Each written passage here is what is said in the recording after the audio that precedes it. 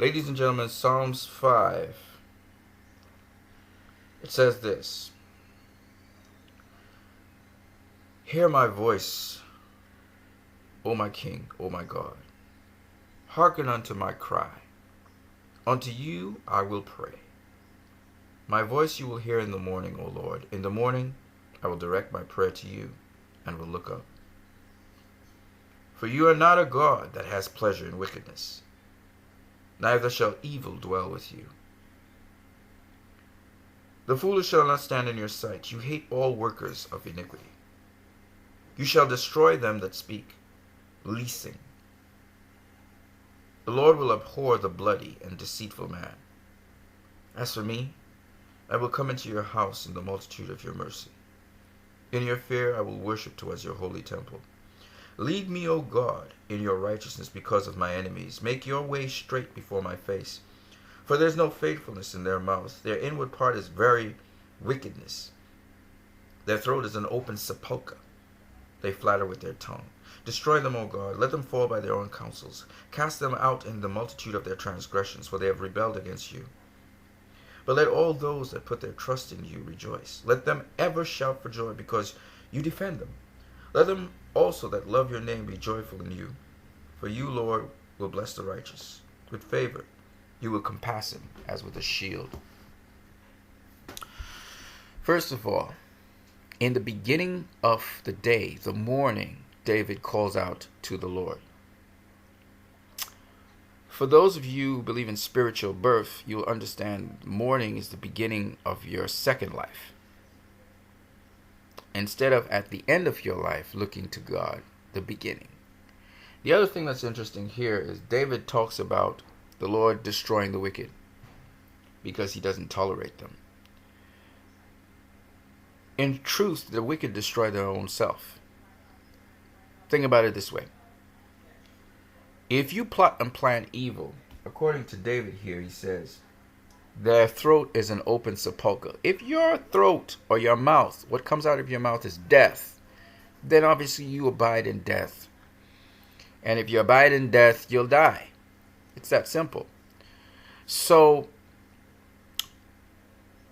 the Lord has mercy on, according to this, the people who put their trust in him. Now, as I said before, if you trust in love, you can't go wrong. Wonder Woman was a great movie because it highlights that mankind has light and darkness in him. Because as I said before,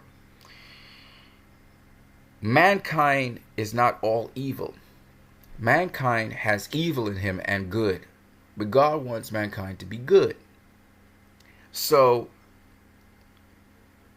the light and dark parts of mankind, you can choose to move in the light or move in the dark. And in moving in the light is moving in love. Moving in the dark is moving in hate and evil.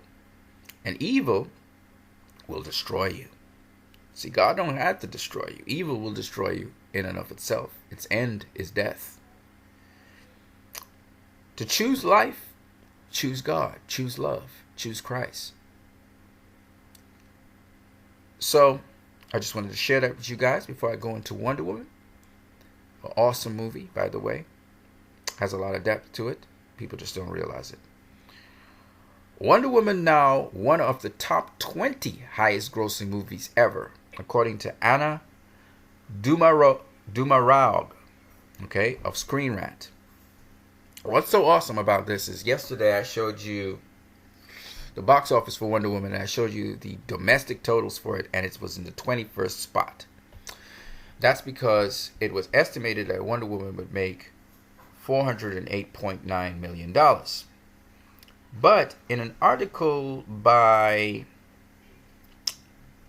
I'm not too sure which group, it says, additionally, sales projections for the film for the whole Labor Day weekend duration is said to be around $409 million. Further advancing the DCU offering past another Marvel property, Iron Man 3. So they're saying one particular site apparently said that it may have actually passed $409 million.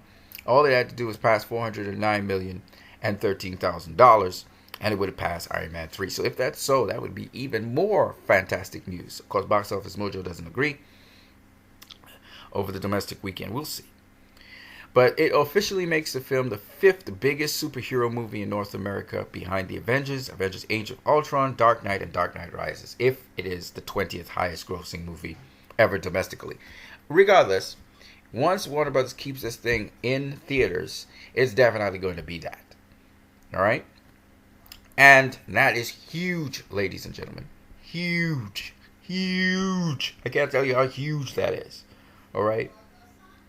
Now, let me move on to the next thing I want to talk about, which is Wonder Woman's Blu-ray special. It features and explores women in filmmaking. And why that's interesting is because the very first issue of Wonder Woman under her own banner also did so. Alice Marble was an associate editor of Wonder Woman. And you can read more about her here. Let me just zoom in so you can have a look at this. And go ahead and take a read. So you can just read this little snippet right here. Okay? This little piece here.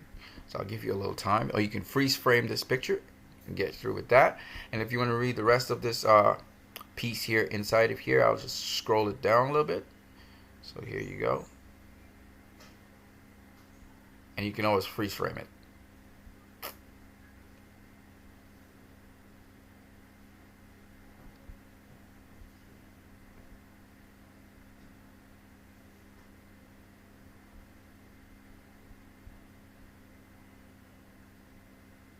All right. But Alice Marble, she actually wrote an additional piece in Wonder Woman called The Wonder Woman of History, as told by Alice Marble, associate editor. Okay. And she went through a number of women. One was Florence Nightingale. I think I did a piece on this already. So you guys can always go and check this out. And so actually this little article here where Wonder Woman's doing a special Blu-ray on women in filmmaking makes sense. I always thought that Wonder Woman always did a social commentary on women and their progress. And here we're going to see the Wonder Woman in filmmaking, and we're going to see the Wonder Woman as we saw the Wonder Woman by Alice Marble in history, okay, which would be Florence Nightingale from 1820 to 1910. She lived to be 90 years, I think. All right. So it's following in that tradition. But let me just go into it in a little bit more detail here. The article by Screen Rant. It was done by Eamon Jacobs. All right.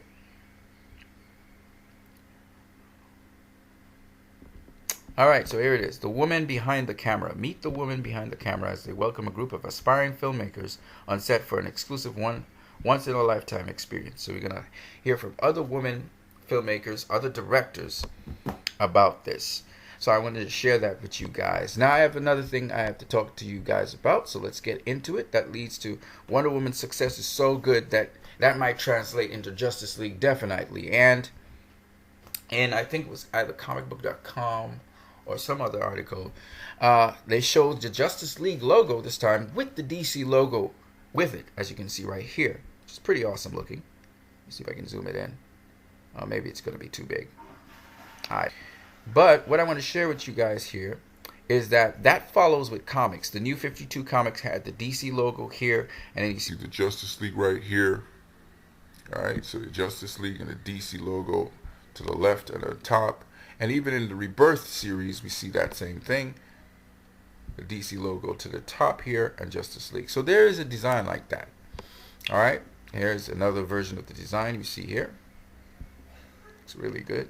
How huge that logo is. That looks nice. Ooh, yeah. That looks really nice there. All right, the logo being big.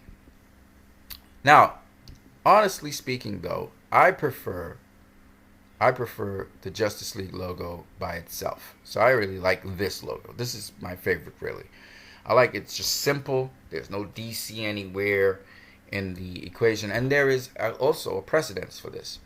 This logo, I love this. This is so nice. I like the little etching and carving in it. It's really awesome.